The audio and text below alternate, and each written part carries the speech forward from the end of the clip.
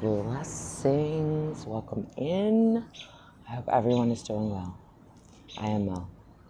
So I'm going to share my otherworldly experiences today.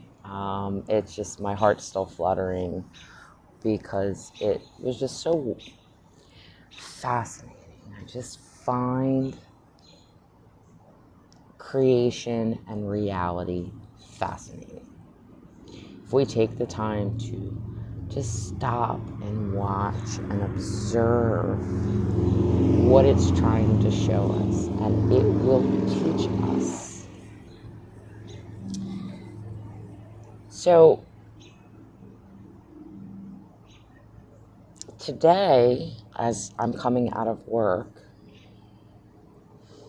and today was my last day at work because I'm moving and I'm starting a new journey, and I just see this spider come crossing my path, just floating in the wind.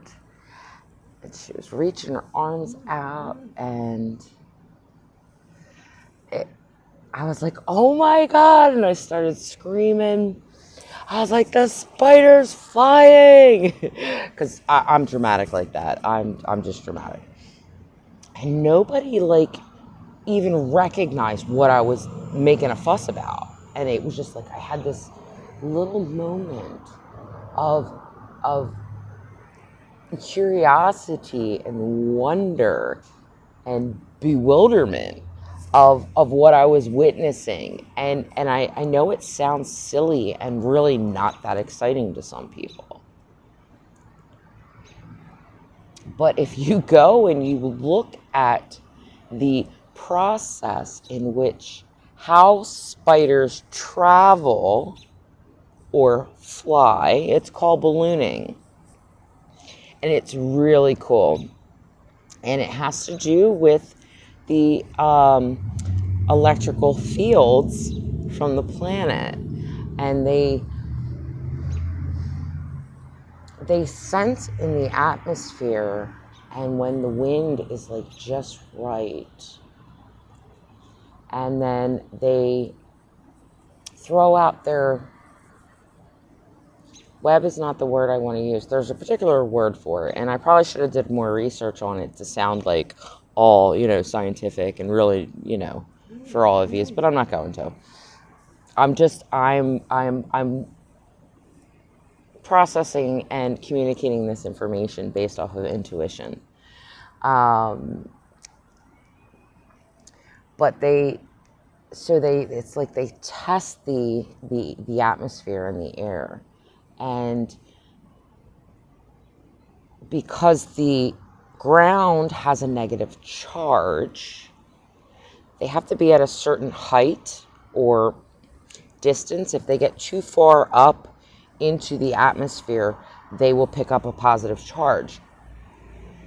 So it's a negative and a negative, which we know a negative and a negative will repel each other. And they use that in order to travel. So they throw out their threads into the wind. It's so friggin' symbolic. I can't even tell you. And it catches on the wind, and it allows them to travel. Some of them thousands of miles. So to see this spider just floating in the wind, I was in awe. I was just in awe. And then when she landed, I watched her, and I'm like, hey, it's like my best friend now, and I start talking to it and whatnot. And I just thought it was so magical and amazing. So I get in my house, I get home, and I'm pondering the whole concept, because ballooning is something that I've researched before, right? It's came up in previous downloads.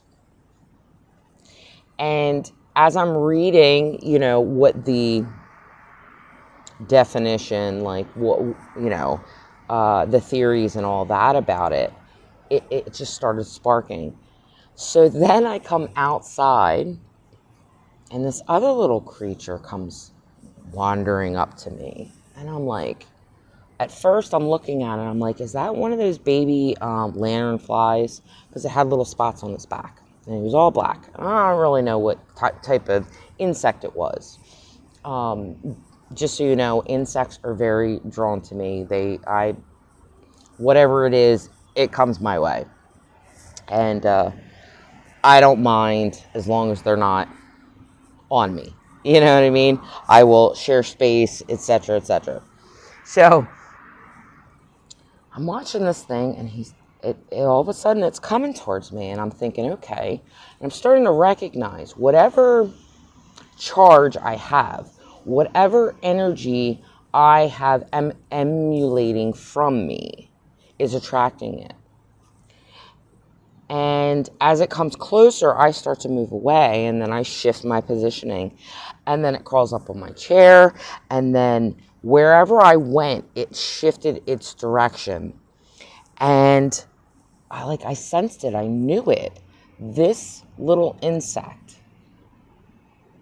it's not only spiders that can balloon. There are other insects and stuff that can do this. And I was like, I knew right in my mind. I was like, it's trying to show me the process. And I was like, this is fucking brilliant. I was like, I love you. I love you, nature. I love you, source. Thank you. And I just sat patiently waiting and watching this being wander around on my chair. And it got up onto the arm of the chair.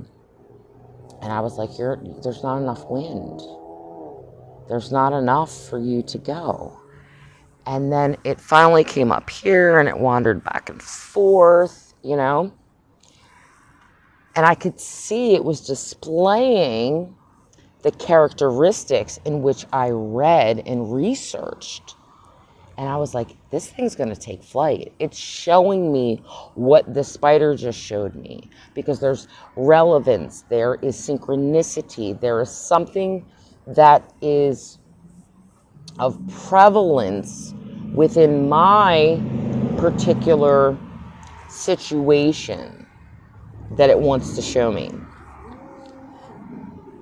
And then next thing I know, this thing jumps off of here, takes the wind, and lands like a foot or two from here. And then just scurries off, goes about his business. Was like, all right, I'm out of here. And I was just like, thank you. This was so friggin' cool. So the point of this rant and excitement and story is that if we take the time to observe reality, especially nature, okay?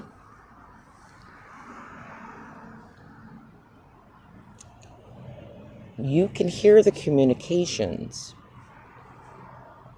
You can see the signs and synchronicities. You can see spirit speaking through them.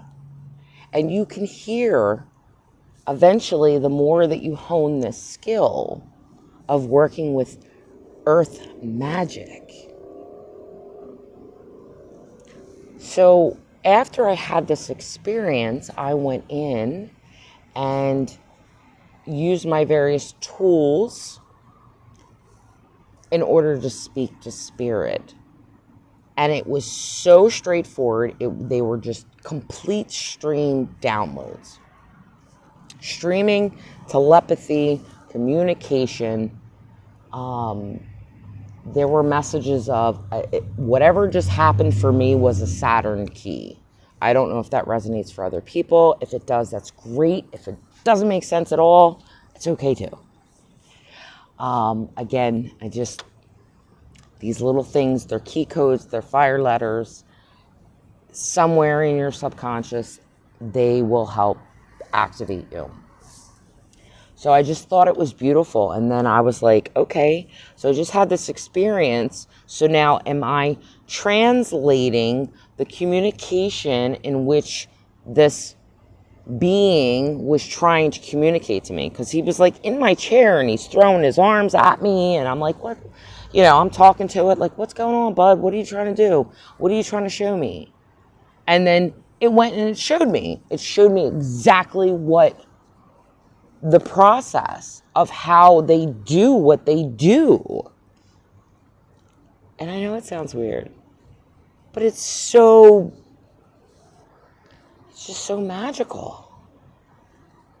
The consciousness, the awareness, the interaction with something that can't speak to me. But it showed me exactly what I needed to know. It's friggin' brilliant. That's how expanded we are becoming. If we take the time to step away from all this crap and really sit and allow Gaia and her realms and her children to show us. Because we are children of her too. Okay? So I just wanted to share that. Because it brings me so much joy. My inner child, my rainbow child, whatever you want to call your child, is just full of life, curiosity, vibrancy, wonder, excitement. And if we take the time, the Gaian realm will show us. They are our brothers and sisters. Humans are not just our brothers and sisters. So I just wanted to share that. I hope it inspires other people and gets other people excited for like what we're stepping into within these now moments, our next journeys, where we're going, the miracles, the otherworldly experiences that we get to have as what we think and believe to be human beings. We're so much more connected to all of it. And it's absolutely beautiful. And if you don't see the world and creation as beautiful, that's okay too. Just gift yourself the time and the space to sit and observe and listen and allow her, them, they, we to show you. So I send you all off with much love and many blessings on your journeys forward. Take care. Bye.